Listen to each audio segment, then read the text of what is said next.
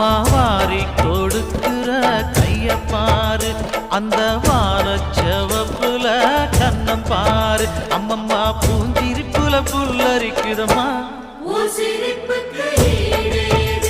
அம்மா கண்ணில் தெரியுதே வீரதீபம்.